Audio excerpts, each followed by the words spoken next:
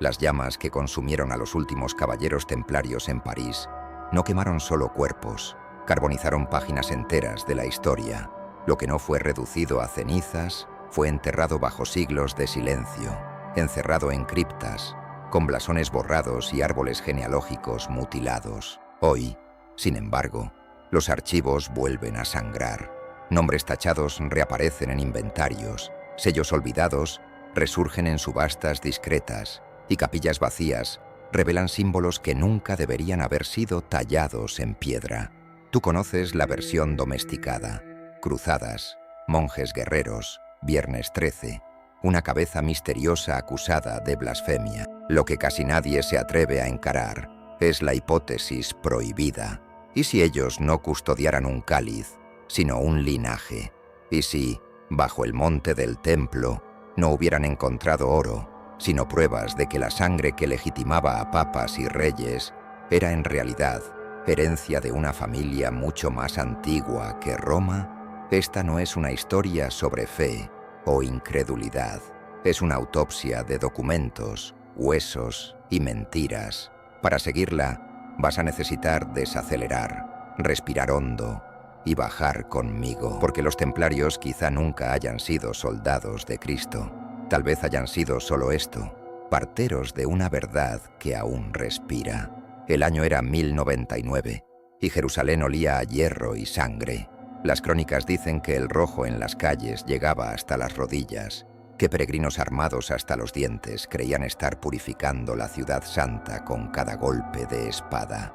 Es la versión cómoda, bárbaros en éxtasis religioso, una nueva era abierta a lanzazos. Pero detrás del humo había otra historia escribiéndose en silencio, no con tinta, sino con alianzas. En lo alto de las murallas, mientras la ciudad ardía, un hombre observaba en silencio: Godofredo de Boulogne. Para unos, el campeón de la cruz; para otros, algo mucho más peligroso, el heredero de un rumor tan antiguo que ningún escriba se atrevía a escribirlo por completo. Cuando le ofrecieron la corona de Jerusalén, la rechazó. No sería rey donde, decía él, el propio Cristo había llevado una corona de espinas. Prefirió el título de defensor del Santo Sepulcro. Para la masa, parecía humildad. Para quien comprendía el lenguaje velado de los juristas medievales, sonaba a otra cosa: tutela, regencia, un hombre que no toma el trono porque quizá lo esté guardando para alguien cuya legitimidad viene de otro lugar.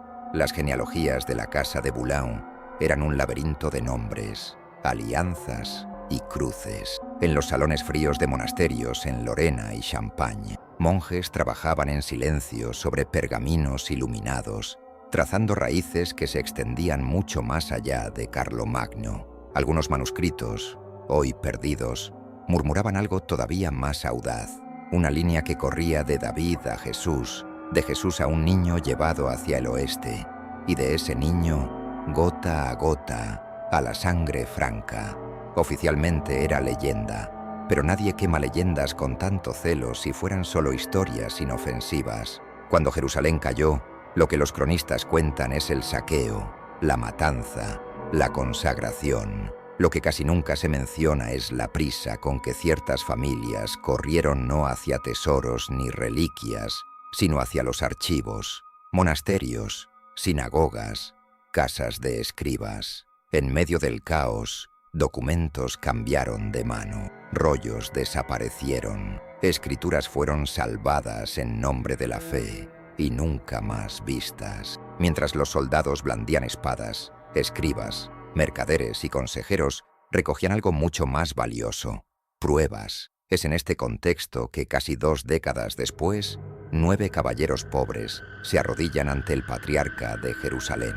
Es 1118. La ciudad ya no sangra como antes, pero lleva cicatrices visibles en cada piedra. El patriarca Warmundo los escucha con atención piadosa, mientras ellos piden autorización para formar una hermandad humilde, los pobres caballeros de Cristo, dedicados a proteger peregrinos en el camino entre Jaffa y la ciudad santa. Es una causa perfecta, clara, conmovedora, útil para todos, por eso mismo demasiado conveniente. La escena que registran los cronistas es pública. Hombres con armaduras gastadas, arrodillados, voces conmovidas, un juramento de servicio y sacrificio. La escena que nadie escribió es más discreta. Una mirada cruzada entre Guarmundo y uno de los caballeros, Hugo de Payne, un murmullo en latín sobre la custodia de ciertas cosas encontradas, un documento doblado más veces de lo necesario, deslizándose de una manga a otra. La orden nace allí, ante todos, como protectora de peregrinos, pero su verdadera misión, susurrada solo entre algunos, apunta hacia abajo, no a la superficie de Tierra Santa, sino a lo que yace bajo ella. Godofredo ya está muerto, pero sus parientes viven. Muchos de los 9 caballeros no son desconocidos al azar atraídos por la fe. Son primos, vasallos, hombres unidos por matrimonios y deudas a familias que desde hace décadas coleccionan fragmentos de una historia prohibida. La petición para residir en el antiguo recinto del Templo de Salomón no es devocional, es específica. No quieren cualquier casa, quieren exactamente ese lugar. Cuando se instalan allí, oficialmente como guardianes del complejo, ocurre algo extraño. Durante 9 años, no crecen en número, no se expanden como otras órdenes, no fundan nuevos monasterios. Permanece solo ese puñado de caballeros, invisibles, casi olvidados, como si nada estuviera pasando, pero bajo las piedras pasa mucho. Testimonios tardíos hablan de túneles, pasajes antiguos, cegados desde que Tito arrasó el segundo templo. Los 9 pobres caballeros no gastan sus fuerzas solo escoltando caravanas. Pasan noches y noches bajo el suelo, recorriendo corredores sofocantes, siguiendo mapas obtenidos quién sabe dónde. No cavan con palas, cavan con preguntas. ¿Qué quedó de los archivos del templo? ¿Dónde se guardaron las genealogías de los reyes? ¿Qué se escondió para que nunca cayera en manos ni de Roma ni de Constantinopla? La leyenda popular habla de tesoros, oro de Salomón, el arca, instrumentos sagrados. Pero el oro no explica lo que vendría después. El oro enriquece, no reorganiza el mapa de poder de la cristiandad. Lo que mencionan los cronistas más discretos son pergaminos de plomo, sellados con cera, protegidos no como reliquias, sino como pruebas de que ciertas familias poseían un derecho que antecedía a cualquier coronación papal, pruebas de que la propia idea de realeza cristiana podría redefinirse si alguien saliera de una cripta con el árbol genealógico correcto en las manos. Cuando, hacia 1127, esos mismos caballeros reaparecen en Europa, algo en ellos ha cambiado. Ya no son tan pobres, ya no piden hospedaje por caridad, presentan cartas de recomendación, circulan entre nobles y abades como iguales, y no como mendigos con armadura. Y más extraño aún, hombres influyentes parecen inclinados a ayudarlos sin dudar, como si los templarios no estuvieran pidiendo favores, sino recordando compromisos. El concilio de Troyes, en 1129, es el sello oficial. San Bernardo de Claraval, el místico respetado por toda la cristiandad, redacta la regla de la orden. Un santo legitima a caballeros que poco antes nadie sabía quiénes eran. ¿Y dónde ocurre eso? En Champagne, la misma región donde se cruzan raíces genealógicas antiguas, donde familias discretas afirman descender de reyes anteriores, incluso a la monarquía francesa. Lo que en público es una aprobación canónica, en privado suena a otra cosa, la regularización de una alianza muchísimo más antigua, ahora vestida de blanco y cruz roja. Los templarios nacen oficialmente como espada al servicio de la santidad, pero quien lee los rastros percibe otra capa. Ante el mundo, son guardianes de caminos e iglesias. Bajo el manto de piedad, sin embargo, cargan algo infinitamente más delicado, la custodia de un secreto que no cabe en un relicario, sino en una línea de sangre, un secreto que, si el monte del templo realmente se lo entregó, explicará por qué, en pocas décadas, una pequeña hermandad de 9 caballeros se convertiría en la pesadilla de reyes endeudados y papas nerviosos. Cuando los caballeros regresaron de Tierra Santa, No trajeron solo recuerdos de peregrinos protegidos o cicatrices de batallas. Trajeron un silencio nuevo, un tipo de quietud que incomoda a los poderosos, porque viene acompañada de una extraña confianza. De repente, hombres que antes pedían refugio en establos comenzaron a ser recibidos en salones de piedra, sentándose a la mesa con condes y obispos, como si tuvieran derecho adquirido a ese lugar, y quizá lo tenían. En las cortes de Francia, de Borgoña, de Flandes, la presencia de los templarios dejó de ser curiosidad para convertirse en hábito. No eran como otros monjes guerreros, no imploraban limosnas, no exhibían reliquias, no hacían promesas emocionadas de milagros a cambio de donaciones. En lugar de eso, traían consigo otra moneda: información. Sabían quién debía a quién heredaría qué alianzas matrimoniales se estaban tejiendo entre bastidores. Hablaban poco, pero cuando lo hacían, tocaban nervios expuestos. Imagina una noche en Champagne, un salón mal iluminado, tapices cubriendo paredes frías, la mesa principal ocupada por un conde que lleva en el rostro el peso de muchas campañas militares. A su lado, un caballero de manto blanco con cruz roja conversa en voz baja. No habla de batallas ni de fortificaciones, habla de genealogías, de un manuscrito encontrado en Jerusalén que cita un nombre antiguo, vinculado a una línea que, por caminos torcidos, desemboca en esa misma casa noble. El conde escucha y, por primera vez, sospecha que su derecho a gobernar quizá no provenga solo de una coronación apresurada en la catedral local, sino de algo más hondo, más remoto, más peligroso. Los templarios, a diferencia de los reyes, no necesitaban alardear de sus vínculos, sus lazos con Godofredo, con las casas que orbitaban la antigua línea merovingia, con familias que susurraban ser herederas de una sangre antigua. Eran telarañas discretas, matrimonios entre primos lejanos, donaciones hechas por viudas misteriosamente instruidas, abadías cistercienses levantadas en tierras que, curiosamente, coincidían con antiguas rutas sagradas. Todo parecía casual, hasta que alguien empezaba a unir los puntos. Mientras tanto, en las encomiendas, esas propiedades templarias esparcidas por Europa, brotaba algo inédito. No eran solo fortalezas, sino centros de cálculo, en graneros donde se esperaría oír solo el crujir de granos y el mugido de bueyes. Hermanos de hábito blanco se inclinaban sobre mesas cubiertas de pergaminos, listas de deudas, inventarios de tierras, registros de nacimientos y muertes de nobles, todo cuidadosamente anotado. Las encomiendas se convirtieron en cajas de resonancia del poder europeo, y en medio de esos registros aparentemente banales, ciertos linajes eran seguidos con una atención casi obsesiva. Fue en las encomiendas donde lo que hoy llamamos banco empezó a tomar forma. Un peregrino podía dejar sus monedas en París y retirarlas en Acre, guiado solo por una carta cifrada con el sello del templo. Reyes endeudados entregaban castillos, ferias, derechos de cobro, a cambio de préstamos. Los templarios empezaron a dominar no el oro en sí, sino algo más sutil: la confianza, la creencia de que aquel trozo de pergamino valía tanto como el metal que representaba. Pero junto con la riqueza material, otra riqueza circulaba por la misma red: información genealógica. Cuando un noble hipotecaba sus tierras, era necesario registrar quiénes eran sus herederos legítimos. Cuando se negociaba un matrimonio, era prudente conocer el peso del linaje del novio y de la novia.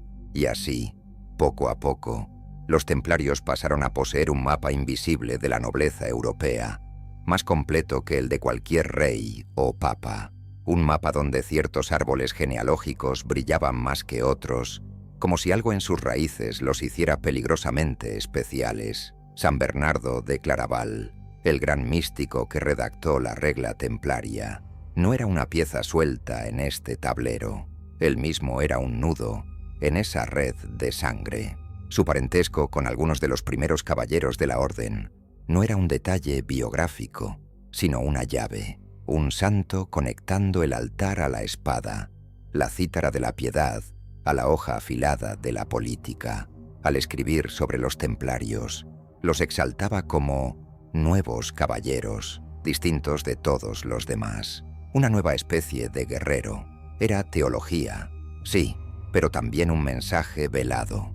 Estas espadas sirven a un propósito que ustedes aún no comprenden. Mientras la orden crecía, la arquitectura de Europa empezaba a cambiar. Catedrales góticas se alzaban como bosques de piedra, extrañamente ligeras, desafiando el peso de la gravedad con arcos ojivales y vitrales que inundaban el interior de luz coloreada. Para el fiel común, era la gloria de Dios materializada en vidrio y piedra. Para quien miraba más de cerca, había algo más que devoción. Proporciones demasiado cuidadas, alineamientos con solsticios, zodíacos incrustados en portales cristianos, rosas esculpidas repetidas como un mantra silencioso. ¿Quién financiaba buena parte de esa revolución arquitectónica? Muchas veces, discretamente, los templarios. En Chartres, en Troyes, en París, aparecían como donantes, garantes, a veces como mediadores de contratos. No se limitaban a levantar iglesias rectangulares, apoyaban emprendimientos que se parecían más a máquinas simbólicas, llenas de códigos para quien supiera leerlos. Cada catedral, una especie de cofre, cada vitral, un pergamino de luz, cada laberinto en el suelo, un mapa que podía leerse como trayectoria del alma, o como árbol genealógico, según quien lo recorriera. Entre bastidores, las familias, nombres que casi no aparecen en los libros escolares, pero que surgen repetidamente en cartas, sellos, escrituras de donación, gente que dona pequeñas parcelas de tierra en lugares aparentemente irrelevantes, pero que, trazados en un mapa, forman líneas, ángulos, figuras, como si se estuviera dibujando una geometría secreta sobre Europa. Los reyes observaban, primero con gratitud, luego con desconfianza. La orden que había protegido peregrinos, ganado batallas y financiado cruzadas, empezó a resultar incómoda. Un rey puede endeudarse con un banco, pero ¿cómo lidia con un acreedor que también conoce, en detalle, todas las ramificaciones de su familia, sus matrimonios ilegítimos, sus hijos bastardos, sus alianzas secretas? Un banco puede cerrarse. Una orden de monjes armados, con casas fortificadas en todo el continente y una red de información que cruza fronteras con la rapidez del viento, es otra cosa. Los templarios no gobernaban reinos, no usaban coronas, no levantaban tronos, pero poco a poco pasaron a ocupar un lugar más peligroso, el de guardianes de la legitimidad. En sus cofres no había solo oro, había aquello que el oro jamás compra de vuelta, la prueba de quien tiene, o no, derecho a mandar. Y entre todos los nombres posibles, algunos pocos, esparcidos en hojas escondidas, tendrían algo aún más inquietante vinculado a ellos: la sospecha de que su sangre no descendía solo de reyes, sino de alguien cuya humanidad exacta la Iglesia prefería mantener envuelta en dogma y misterio. Es en ese punto cuando Roma empieza, discretamente, a ponerse nerviosa. El nerviosismo de Roma no comenzó con hogueras, sino con susurros, una queja aquí, un informe allá, obispos murmurando en latín que esos caballeros hablan demasiado con la gente equivocada. Gente equivocada, en este caso, quería decir cristianos que no obedecían a Roma, teólogos orientales, místicos armenios, mercaderes musulmanes, judíos rabínicos, cátaros. Era como si los templarios, bajo el pretexto de proteger la cristiandad, estuvieran exponiéndose a versiones alternativas de la misma historia sagrada que la Iglesia insistía en monopolizar. En Antioquía, en Acre, en Jerusalén, las fronteras teológicas eran mucho más porosas de lo que los concilios dejarían creer. Allí, los templarios escuchaban relatos que jamás resonarían en las naves románicas de Europa. Había cristianos siríacos que afirmaban guardar evangelios distintos, donde la figura de María Magdalena aparecía no como coadyuvante arrepentida, sino como portadora de algo que se parecía peligrosamente a un legado. Había monjes que hablaban de Cristo no solo como verbo divino, sino como hombre completo, con vínculos afectivos tan humanos como los de cualquiera. Había tradiciones que insinuaban, con circunspección, que la historia no había terminado en la cruz. Para caballeros acostumbrados a verlo todo en blanco y negro, eso podría ser confusión. Para hombres que regresaban cada noche a galerías oscuras bajo el monte del templo, no. Empezaron a escuchar esas versiones como quien compara copias de un documento. Un detalle de más aquí, una omisión allí, una palabra cambiada más allá. De vuelta a sus encomiendas, cruzaban esas narrativas con lo que habían encontrado bajo la piedra, pergaminos, listas, fragmentos de linaje, y una sospecha crecía, lenta e irresistible, como filtración en una muralla antigua. Es en este caldo donde las leyendas del Grial emergen, no como cuento de hadas, sino como código. En salones calentados por chimeneas, trovadores cantaban sobre un objeto sagrado buscado por caballeros puros. A primera vista era solo una copa misteriosa, un cáliz capaz de curar heridas y restaurar reinos enfermos, pero presta atención a las entrelíneas. El Grial muchas veces no es solo un objeto, es un legado que pasa de una casa a otra, custodiado por una familia específica, rodeado de juramentos de sangre.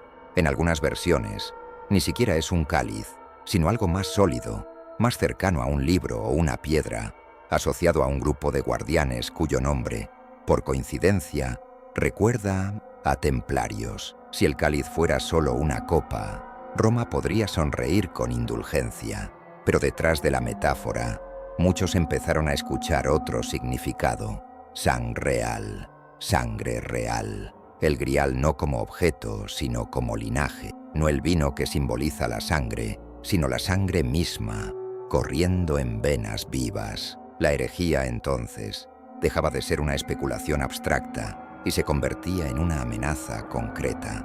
Si Cristo tuvo descendencia, si esa descendencia sobrevivió y se entrelazó con la nobleza europea, entonces cualquier coronación, hecha por un papa, sería, como mucho, un sello secundario frente a un derecho de sangre anterior, casi primitivo. Al mismo tiempo, en el sur de Francia, los cátaros, los llamados puros, eran perseguidos y masacrados, oficialmente por negar doctrinas y sacramentos, extraoficialmente, porque guardaban textos y tradiciones que ofrecían otra lectura del cristianismo, menos dependiente de una jerarquía centralizada. Cuando los ejércitos cruzados sitiaron Montségur, muchos testimonios hablan de un pequeño grupo escapando de noche con un tesoro que nunca fue recuperado. El oro difícilmente desaparece así. Manuscritos, genealogías, reliquias de carne y papel, esos sí podían ser tragados por rutas secretas. ¿Y quién dominaba esas rutas? De castillo en castillo, de valle en valle. La misma orden que tenía encomiendas clavadas como puntos de luz en todo el mapa. Los templarios. Roma observaba, inquieta. Sus agentes notaban patrones perturbadores. En tierras donde los cátaros eran tolerados en exceso, siempre había una encomienda templaria cerca. En regiones donde genealogías antiguas circulaban como rumores peligrosos, siempre se encontraba algún hermano del templo actuando como consejero, tesorero, mediador. La orden parecía estar en la intersección entre herejía, nobleza y documentos. Era como si, bajo la superficie, fueran el eslabón entre aquellos que preservaban tradiciones prohibidas y aquellos que poseían el poder de legitimarlas. Entonces llega la acusación que se convertiría en símbolo de la caída, la adoración de una cabeza. Baphomet, el nombre por sí solo, ya arrastra sombras. Bajo tortura, unos dijeron que era una cabeza barbuda, otros un cráneo reseco, otros aún un objeto que brillaba en la oscuridad. Los inquisidores oyeron lo que querían oír: idolatría. Pero, ¿y si detrás de la exageración hubiera un resto de verdad? ¿Y si esa cabeza fuera, en realidad, un relicario? Algo que contuviera no solo huesos, sino señales, fragmentos de alguien cuya identidad desafiara toda la teología vigente. Imagina un recipiente guardando restos humanos, cabello, hueso, quizá tejidos, quizá incluso una inscripción de alguien vinculado directamente al linaje de Cristo. o un cráneo tenido por perteneciente a un rey sagrado, cuya genealogía estuviera grabada, cifrada, ligada a documentos conservados por separado. Para los templarios, venerar eso no sería idolatría, sino reconocimiento de una verdad que la Iglesia no podía admitir. A los ojos de quien espía desde fuera, sin embargo, un grupo de caballeros arrodillados ante una cabeza guardada en un cofre sonaría, inevitablemente, a culto prohibido. ¿Y si el gesto de escupir sobre la cruz, tan citado en las confesiones, fuera un rito distorsionado por el relato? No un desprecio a Cristo, sino un desprecio a la interpretación oficial de la cruz, a la versión consolidada en concilios, usada como sello de poder. Al negar la cruz como símbolo absoluto, esos caballeros podrían estar, en secreto, afirmando otra forma de memoria, no la de la madera, sino la de la carne, no la del instrumento de muerte, sino la de la línea de vida. Es en este punto cuando el conflicto deja de ser solo doctrinal y se vuelve ontológico. Si lo sagrado no está preso en la hostia, el altar y la autoridad papal, sino que circula en la sangre de personas comunes, en familias discretas, en herederos que quizá ni siquiera saben lo que cargan, entonces la Iglesia deja de ser intermediaria necesaria y pasa a ser solo una institución más. Y un papa no puede tolerar ser reducido a eso. Los templarios, con su curiosidad insaciable, su red de informaciones, su coqueteo constante con otras tradiciones cristianas y hasta no cristianas, se volvieron espejos peligrosos. Mostraban, aunque sin intención explícita, que el cristianismo no era una línea recta, sino un mosaico de narrativas en conflicto, y que, en algún punto de ese mosaico, había piezas que apuntaban a una verdad insoportable. Cristo, quizá, no había sido solo el Cordero, sino también el ancestro de un linaje vivo. Roma podía convivir con caballeros que morían por cruces.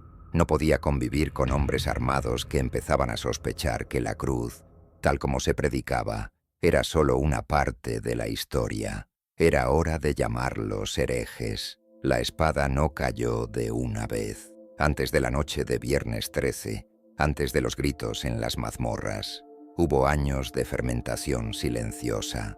El rey Felipe IV de Francia, bello en apariencia y arruinado en los cofres, miraba al Temple de París con la misma mezcla de fascinación y odio con que un deudor mira el libro de cuentas del acreedor.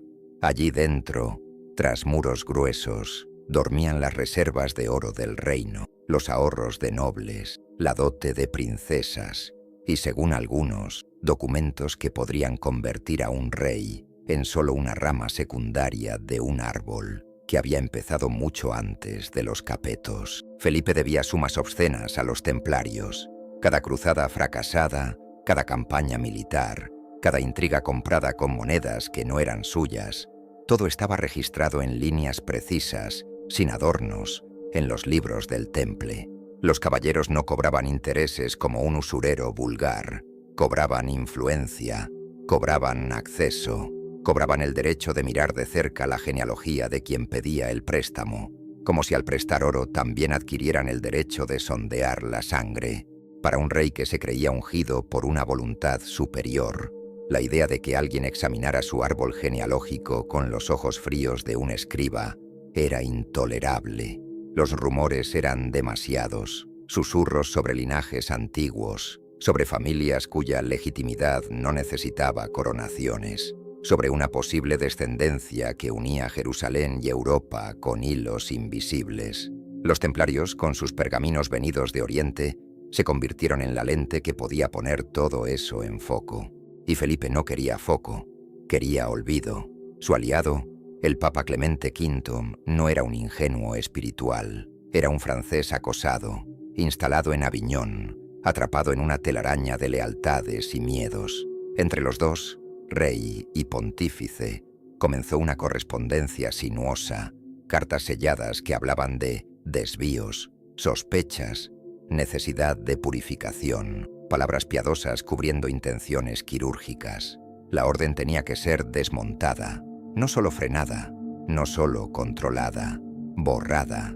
El método elegido fue tan elegante como cruel. Herejía, la acusación perfecta, porque es elástica.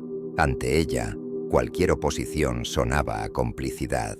Y los templarios, con sus rituales oscuros, su camaradería masculina, sus secretos y su cabeza misteriosa, ofrecían material suficiente para ser distorsionado. Bastaba presionar los puntos correctos. En la madrugada del 13 de octubre de 1307, el golpe cayó. En toda Francia, simultáneamente, oficiales del rey golpearon las puertas de encomiendas, entraron en dormitorios, arrastraron a caballeros aún somnolientos fuera de sus lechos. La coreografía era tan precisa que delataba años de planificación. En París, en el Temple, se abrieron cofres, se registraron habitaciones, se revolvieron escritorios. Lo que se buscaba no era solo oro, era papel, era prueba, era cualquier fragmento que vinculase a la orden con aquello que solo debía seguir existiendo como rumor. Pero el reino no contaba con que una institución acostumbrada a guardar secretos sabe, por instinto, cuándo está siendo cercada. En las semanas anteriores a la operación, se vieron hogueras inusuales en encomiendas importantes, archivos accidentalmente quemados, cargas saliendo de noche, carretas sin identificación, barcos partiendo de La Rochelle, con manifiestos curiosamente vagos. El fuego de Felipe llegó demasiado tarde para muchos de esos papeles. Algunos ya se habían hecho ceniza en manos de quienes los habían preservado durante siglos. Otros desaparecieron mar adentro. Los interrogatorios empezaron con rapidez y crueldad. En la oscuridad de las prisiones, el catálogo de acusaciones se desenrolló como un pergamino sin fin. Negar a Cristo, escupir sobre la cruz, besos en lugares obscenos, adorar una cabeza, renegar sacramentos. Bajo tortura, cualquier hombre confiesa cualquier cosa, y los templarios confesaron, entre gritos quebrados, todo lo que los inquisidores querían oír. Pero entre las confesiones forzadas, algunas frases extrañas se escaparon, como astillas de verdad mezcladas con barro. Un caballero mencionó un libro de nombres encuadernado en piel. Otro habló de una línea marcada en oro, en un gran diagrama. Un tercero, delirando entre dolores, murmuró algo sobre guardar no tesoros, sino sucesiones. Nada de eso entró en las actas oficiales. Era material demasiado inflamable. Lo que se registró fueron las obscenidades, las blasfemias, las supuestas renuncias. Era más fácil vender al pueblo la imagen de caballeros corrompidos que la de secretarios demasiado peligrosos de un linaje prohibido. El espectáculo tenía que ser simple.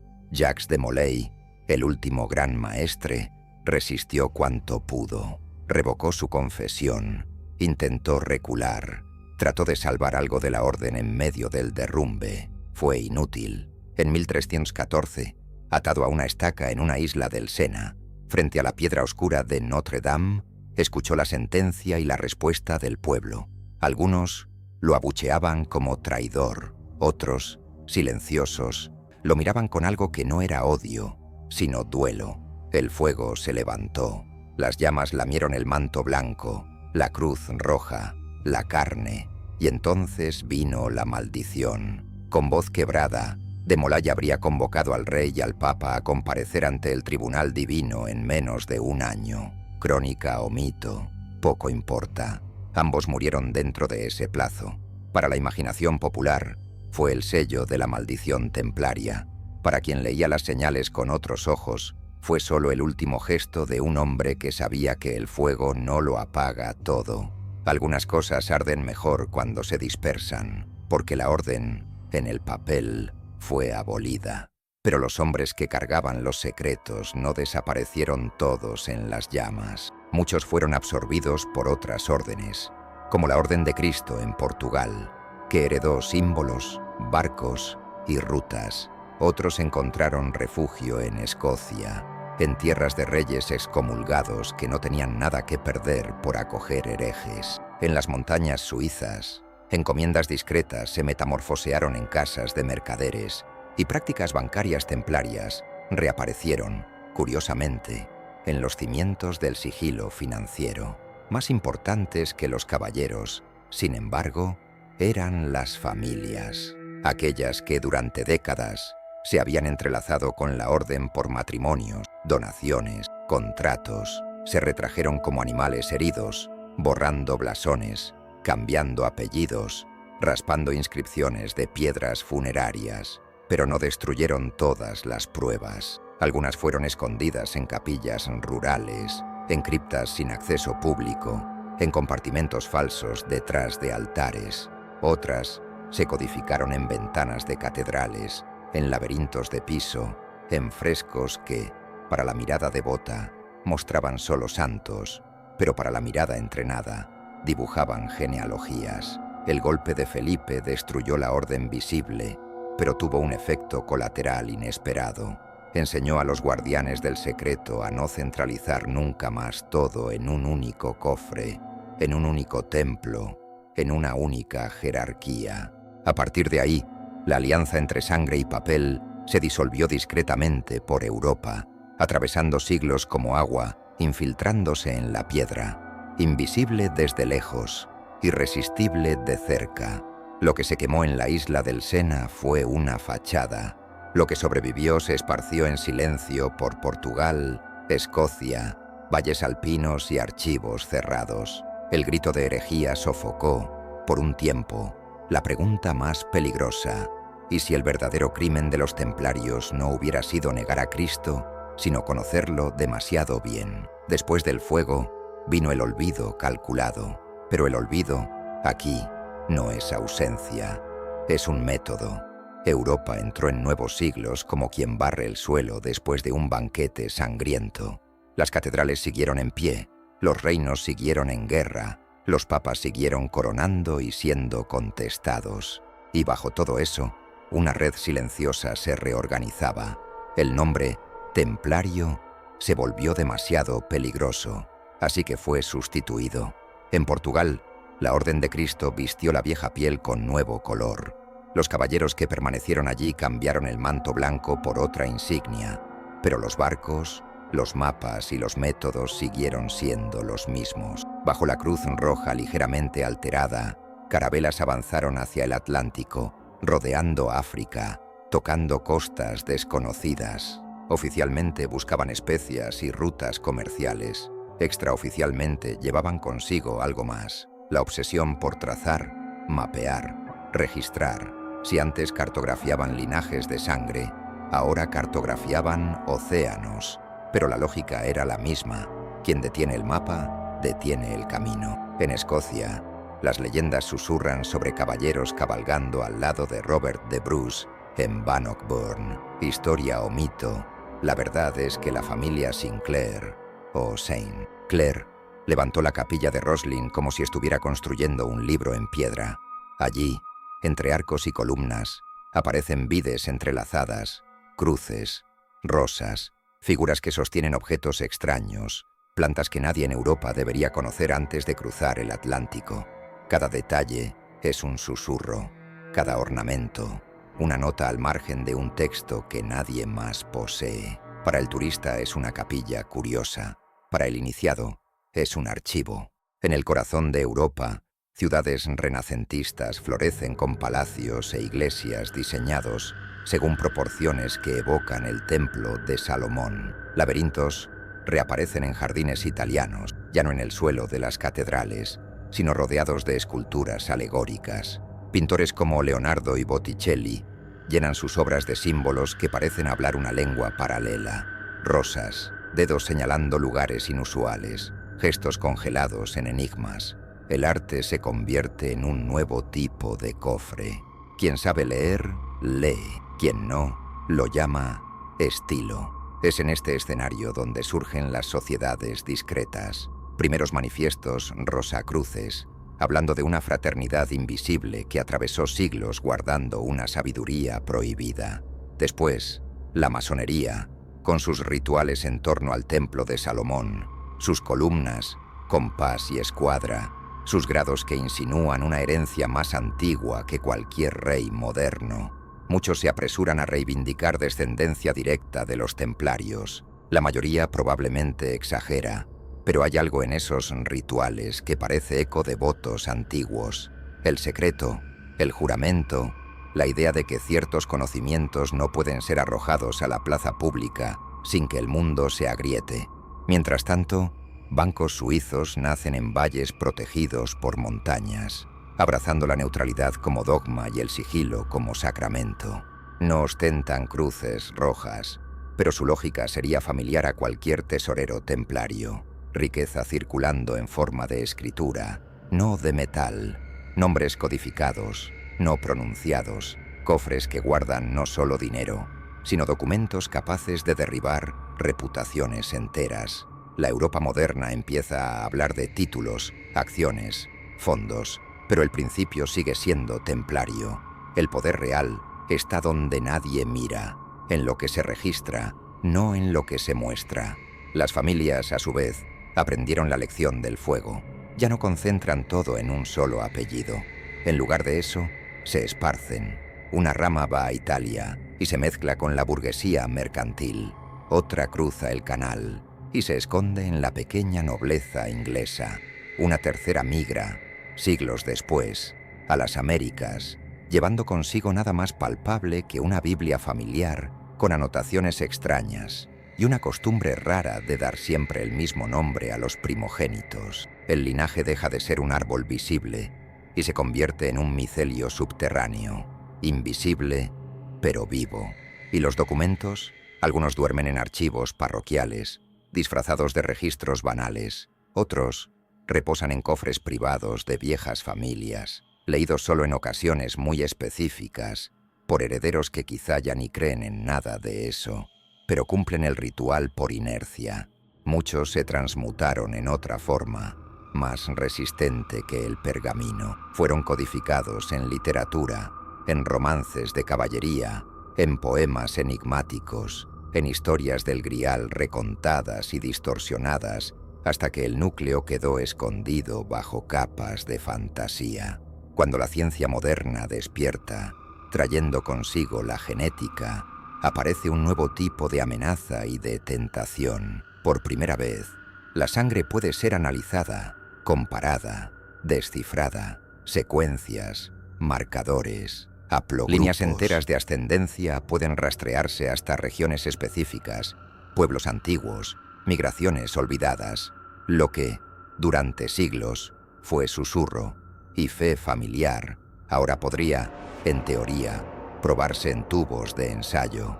Pero ahí entra la paradoja. Cuanto más técnicamente posible se vuelve rastrear el linaje, más espesa se vuelve la cortina de silencio.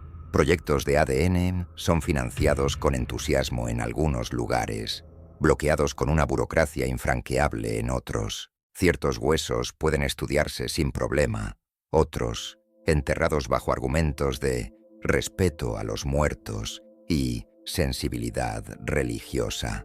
Se restauran catedrales, pero sus criptas permanecen inaccesibles. Archivos se digitalizan, pero algunas cajas, marcadas con siglas incomprensibles, siguen cerradas con la excusa de falta de catalogación. Al mismo tiempo, la cultura popular explota en novelas y películas que giran alrededor de la misma idea.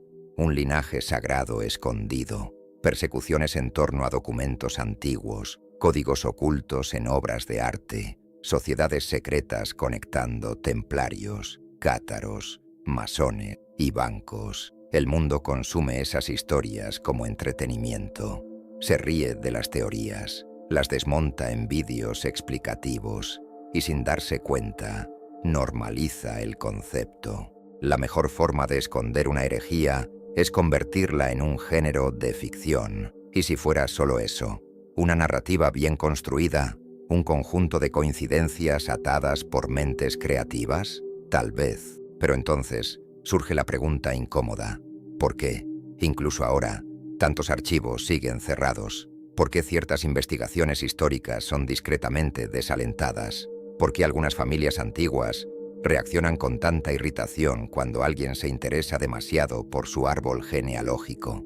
Puede ser solo orgullo, puede ser solo miedo a escándalos seculares, o puede ser el viejo pavor medieval con ropas modernas, el miedo de que un día en algún laboratorio, una secuencia genética encienda todas las brasas antiguas, que una línea de ADN conecte puntos que hace 1000 años alguien intenta mantener separados. Jerusalén, una tumba vacía, un rumor sobre un niño llevado hacia el oeste, reyes de cabellos largos, cruzadas, templarios, catedrales, bancos, masones y un apellido banal, hoy, estampado en un documento cualquiera. La cuestión, ahora, ya no es si ese linaje existe, de hecho. La cuestión es, ¿qué pasaría si dejara de ser rumor y se volviera prueba? Te das cuenta de que, en algún punto de este camino, algo cambió. Allí al inicio parecía simple. Caballeros, cruzadas, un supuesto tesoro bajo el monte del templo, una orden militar con demasiado poder en las manos, un rey endeudado y un papa acorralado, intriga política, herejía fabricada, hogueras. Pero lo que empezó como historia de batalla y juicio fue deshaciéndose poco a poco ante ti, como tinta antigua que, bajo una nueva luz, revela un texto escondido debajo. En el lugar de la epopeya religiosa aparecieron otras cosas, cuentas, nombres, sellos, matrimonios, marcas en piedra, vitrales, laberintos, y en el centro de ese enredo no hay un cáliz, hay una pregunta. ¿Y si la verdadera herejía de los templarios hubiera sido tratar la fe como genealogía? Sí, más allá de altares y misas, vieron la cristiandad como una red de sangre, una cadena de herederos, una sucesión de carne, ya no un Dios lejano, suspendido en el cielo y administrado por intermediarios de sotana, sino algo terriblemente cercano, una sangre que corre, que se mezcla, que se casa, que hereda, que envejece, que muere, una sangre que quizá empezó en una Palestina polvorienta y por caminos clandestinos cruzó mares y siglos hasta gotear, diluida, en venas que hoy pagan impuestos, acceden a redes sociales y esperan el autobús. Nos dicen que los templarios fueron destruidos porque se atrevieron a acumular riqueza y poder espiritual, porque olvidaron la humildad, porque se dejaron corromper. Es una explicación conveniente, cómoda, casi moralizante. Pero tú viste dibujarse otra línea posible, más incómoda. No fueron extinguidos por haberse alejado de la fe, sino por haberse acercado demasiado a una versión de ella que rompía el monopolio de la Iglesia. Una fe que no necesitaba sacramentos porque se basaba en la biología. Una santidad que no exigía unción porque ya venía impresa en las células. Imagina el terror. En un mundo en el que la autoridad absoluta de Roma descansaba en la idea de que solo allí se guardaba la llave de la salvación, de repente circula la hipótesis de que la llave, en realidad, es un cromosoma, que la alianza de Dios con los hombres no está en un pergamino, sino en una descendencia, que no importa a quién corone el Papa. Sí, en algún lugar del mundo existe un descendiente cuya legitimidad antecede cualquier tiara. Eso transforma catedrales en escenario, papas en funcionarios, reyes en actores de un teatro demasiado cuidadoso. Y bajo ese escenario, monjes caballeros manejan en silencio los verdaderos guiones, genealogías. ¿Qué hacer ante eso? Hay dos opciones, revelar o borrar. La primera es explosiva, la segunda es más trabajosa, pero mucho más eficaz. No se destruye solo una orden, se desmonta el lenguaje, se queman archivos, se desacreditan tradiciones alternativas, se ridiculizan leyendas, se empujan las versiones incómodas al cajón del folclore. Y poco a poco, la idea más peligrosa de todas se encierra en un lugar especial, no en cofres de hierro, sino en el territorio nebuloso entre mito y posibilidad. Ahí es donde estás ahora. Has sido llevado por túneles de Jerusalén, por consejos en Champagne, por encomiendas silenciosas donde los pergaminos valían más que las espadas, por catedrales que son bibliotecas de luz, por cráneos que pueden ser relicarios o pruebas, por hogueras en París que queman hombres y versiones, por barcos portugueses que quizá llevaban, además de marineros, ecos de pactos ancestrales. Viste el linaje disolverse en familias de nombres casi olvidados, reaparecer en blasones, desaparecer en registros tachados, reaparecer en capillas con rosas demasiado esculpidas para ser solo decoración. Y ahora la pregunta se vuelve hacia ti, y no es, ¿todo esto es verdad? La pregunta correcta es, ¿por qué esta historia se niega a morir? ¿Por qué de tanto en tanto alguien retoma la idea de un linaje oculto ligado a Cristo, a los templarios, a reyes sagrados? Porque esta hipótesis, incluso aplastada por siglos de ortodoxia y erudición escéptica, regresa en novelas, teorías, películas, susurros entre genealogistas, obsesiones de anticuarios, destellos en archivos mal catalogados. Tal vez porque, en algún nivel, tememos y deseamos lo mismo, que lo sagrado sea tangible, que no esté encerrado en dogmas abstractos, sino en algo que se pueda tocar, un rostro, un hueso, un nombre, una línea de descendencia, la idea de que lo divino pudo haber dejado hijos, nietos, tataranietos que caminaron entre ferias medievales y calles modernas, es aterradora porque acerca demasiado el misterio, saca a Dios del cielo y lo hace pasar por las humillaciones de la herencia, del matrimonio, de la política familiar, vuelve lo trascendente demasiado íntimo. Y ese es un tipo de terror que ninguna historia de monstruos logra igualar. Si mañana un laboratorio anunciara haber encontrado el ADN de Cristo en una secuencia milagrosamente preservada, ¿qué cambiaría realmente? ¿Se derrumbarían iglesias? ¿Renacerían reinos? ¿O todo sería tragado por el mismo mecanismo que se traga todas las revelaciones? Debates, notas al pie, refutaciones, teorías, nuevos libros. Tal vez el verdadero poder de ese linaje no esté en ser probado, sino en permanecer posible. Porque, mientras siga siendo posibilidad, corrompe silenciosamente cualquier certeza. Recuerda que la historia oficial es siempre una versión, nunca todas. Susurra que detrás de blasones, cruces, discursos, hay siempre archivos que no se han abierto, piedras que no se han levantado, tumbas que no se han examinado. Te hace mirar catedrales con otros ojos, buscar símbolos donde antes había solo ornamento, ver en los nombres de las calles, en los apellidos antiguos, en las costumbres extrañas de ciertas familias, no solo tradición, sino pistas. Tal vez nunca sepas si, hoy, existe alguien que lleve en los ojos una secuencia genética que abraza a David, cruza el Mediterráneo, atraviesa el Gólgota, pasa por un niño llevado hacia el oeste, se enreda en reyes de cabellos largos, se infiltra en noblezas francas, se enfunda en capas blancas cruzadas de rojo, escurre por blasones hasta disolverse en la masa humana moderna.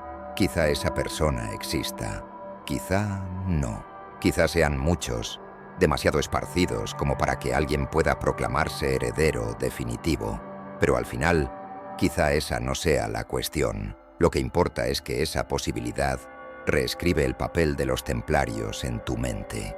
Dejan de ser solo guerreros de mantos blancos, o solo banqueros medievales, o solo víctimas de un rey codicioso. Se vuelven otra cosa, editores clandestinos de la historia, guardianes de un borrador alternativo de la cristiandad, en el que el centro no es un cáliz, sino un hilo de sangre, un hilo que conecta criptas, libros de cuentas, vitrales, laberintos, hasta llegar a un punto donde quizá estés tú, sentado, escuchando esta historia, sintiendo un escalofrío sin saber exactamente por qué.